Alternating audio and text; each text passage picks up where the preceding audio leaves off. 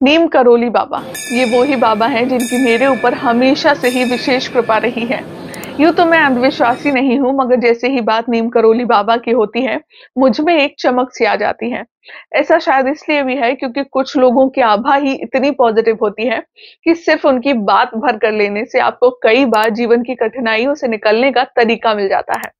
लगभग 1 साल पहले बाबा ने मुझे भी ऐसी कई कठिनाइयों से बाहर निकाला था।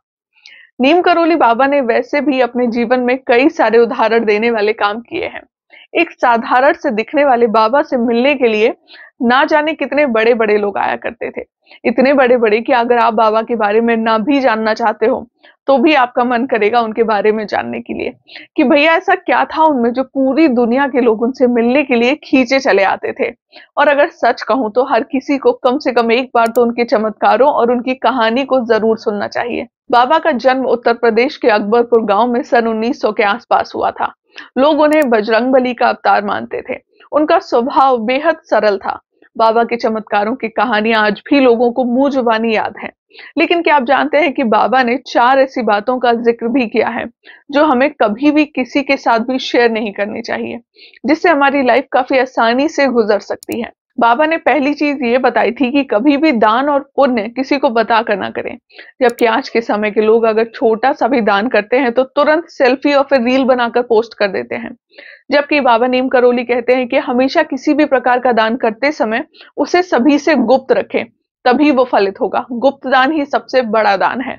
नीम करोली बाबा का कहना है कि जब भी आप अध्यात्म में रुचि लेते हैं तो उसके प्रभाव के चलते जब आप दान पुण्य के काम करते हैं तब आपको उसका बखान नहीं करना चाहिए, क्योंकि ऐसा करने पर जो आध्यात्मिक फल आपको मिलने वाला होता है, जो पुण्य आपको मिलने वाला होता है, वो दूषित हो जाता है। इस प्रकार का बखान आपके जीवन में एक नेगेटिविटी को भी पैदा करता है, जिससे कि इंसान के चरित्र पर भी काफी सारे सवाल लगने लगते हैं। लोग आपके दान को अभिमान समझने लगते हैं, इसीलिए समाज में आपके चरित्र के ऊपर सवाल खड़े होने लगते हैं। और कोई भी इंसान नहीं चाहेगा कि उसके आध्यात्मिक चरित्र पर कोई भी सवाल खड़ा करे। इसके अलावा बाबा कहते हैं कि कभी भी हमें अपनी आमदनी के बारे में खुलासा नहीं करना चाहिए, क्योंकि इससे लोग आपके स्तर को आंकना शुरू कर देते हैं। दूसरा, इससे आपके पास जमा राशि पर लोगों की बुरी नजर भी पड़ने लगती है, जो कि व्यवसाय हो या फिर कोई भी कार्य क्षेत्र क्यों ना हो, इसके लिए बिल्कुल भी अच्छा नहीं होता है। लोगों की बुरी नजर से आपकी आय के स्रोत बंद होने लगते हैं।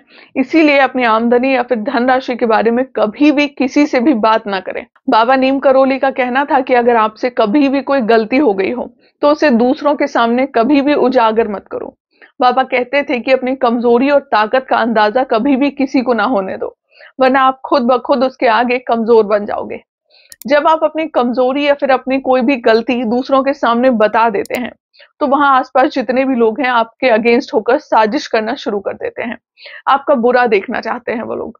उनके लिए आप पर प्रहार करना कहीं ना कहीं बहुत आसान हो जाता है। आपका दुश्मन हमेशा आपकी कमजोरी को पकड़ने के बाद आप पर ही हावी होगा। इसीलिए कभी भी अपनी कमजोरी किसी को ना बताएं। इसी तरह अपनी ताकत के बारे में भी किसी को ना बताएं। दूसरों के सामने अपनी शक्तियों का बखान करने से शत्रुओं को आपकी रणनीतियों के बारे में पहले से ही पता चल जाता है। इससे वो और ज्यादा अलर्ट हो जाते हैं। इसके अलावा नीम करोली बाबा जो चौथी बात बताते हैं वो ये था कि आपका अतीत कैसा भी रहा हो, आपने अतीत में अच्छे बुरे जैसे भी कर्म किए हो, उनका खुलासा मत करिए। क्योंकि जिस तरह का आज का समाज है, अगर वहां आपने अपने अतीत की गलतियों को सबके सामने लाया तो आपको ही शर्मिंदा होना पड़ेगा और ऊपर से वो लोग मजे लेंगे, तो इनडायरेक्टली नुकसान आपका ही होगा। बाबा नीम करोली की ये 4 बातें ऐसी नहीं है जो लोगों को पहले से ना पता हो, मगर वो इसे अपनी डेली लाइफ में अपनाते नहीं है, जिसका खामियाजा उन्हें भुगतना पड़ता है फिर।